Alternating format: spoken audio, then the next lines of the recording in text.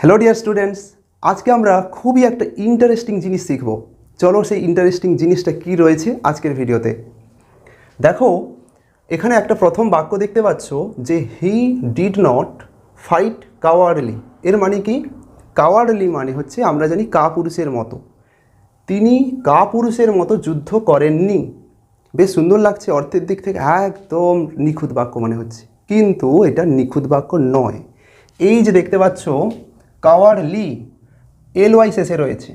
আমরা সাধারণত জানি কি যে একটা শব্দের শেষে এলওয়াই থাকলে সেটা অ্যাডভার্ব হয়, আর ওই অ্যাডভার্বগুলো একটা ভার্বের গুণ বিচার করে থাকে।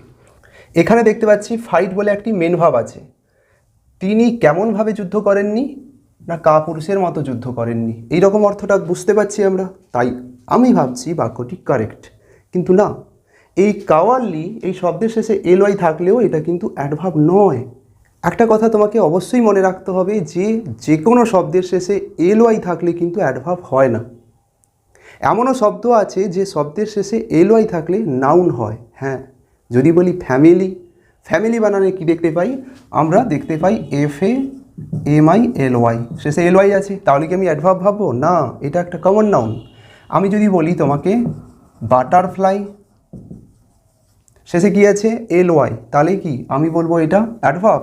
না, এটা একটাও কমন নাউন, ফ্যামিলি কিংবা বাটারফ্লাই। তাহলে এমন কোনো শব্দ আছে যার শেষে এলওয়াই থাকলে নাউনও হতে পারে, এমন কোনো শব্দ আছে যার শেষে এলওয়াই থাকলে অ্যাডজেক্টিভও হতে পারে। হ্যাঁ, ঠিকই বলছি, অ্যাডজেক্টিভও হতে পারে। তাই ওপরে যে শব্দটি দেখতে পাচ্ছ এই কাওয়ার্ডলি, এটা কিন্তু মোটেও অ্যাডভার্ব নয়, এটা একটা অ্যাডজেক্টিভ।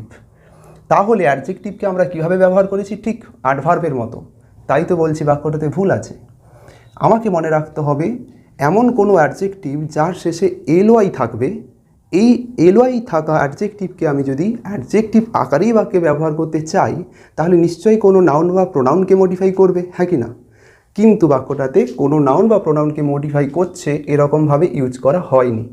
এই বাক্যটিকে আমি কিভাবে লিখতে পারি? হি ডিড নট ফাইট, ঠিক এই জায়গাটিতে লিখব ইন এ কাওয়ার্ডলি ম্যানার। কি লিখব? He did not fight in a cowardly manner.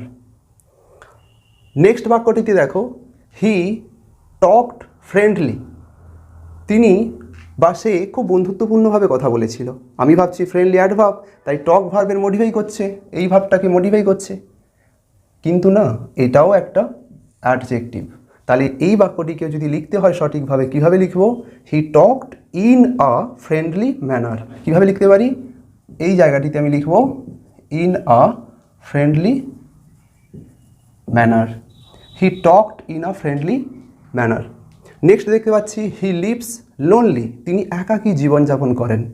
এই বাক্যটিতেও ভুল আছে, এই লোনলিটাও কিন্তু অ্যাডজেক্টিভ, কিন্তু ওকে অ্যাডভার্বের মতো ভেবে ইউজ করে ফেলেছি। তাহলে অ্যাডজেক্টিভের মতো যদি লিখতে হয়, কি লিখব? He lives a lonely life, অর্থাৎ সে একাকী জীবনযাপন করে থাকে। He lives a lonely life, কিন্তু হ্যাঁ, এই পুরো কথাটিকে he lives a lonely life, এটার পরিবর্তে আমি একটা অ্যাডভার্ব ব্যবহার করতে পারি alone.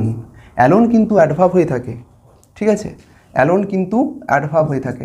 He lives alone, lonely না লিখে যদি অ্যালোন করি বাক্যটা কিন্তু কারেক্ট, হি লিভস অ্যালোন।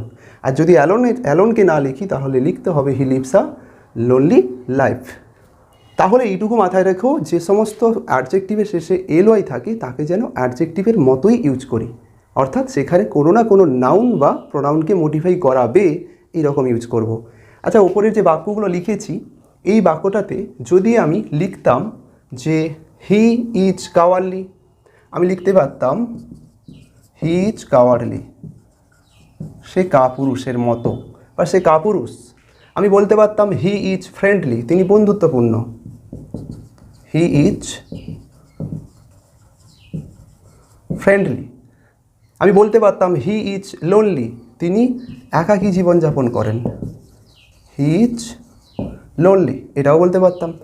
দেখো নিচে কয়েকটি অ্যাডজেক্টিভ দেওয়া রয়েছে যার শেষে এলওয়াই আছে, যেমন মিজারলি মানে কৃপণতার সহিত, নিগারলি মানেও কৃপণতার সহিত, ফ্রেন্ডলি মানে বন্ধুত্বপূর্ণভাবে, কস্টলি মানে দামি, আগলি মানে কুৎসিত, আর্থলি মানে পার্থিব, লোনলি মানে একাকী, লাভলি মানে সুন্দর।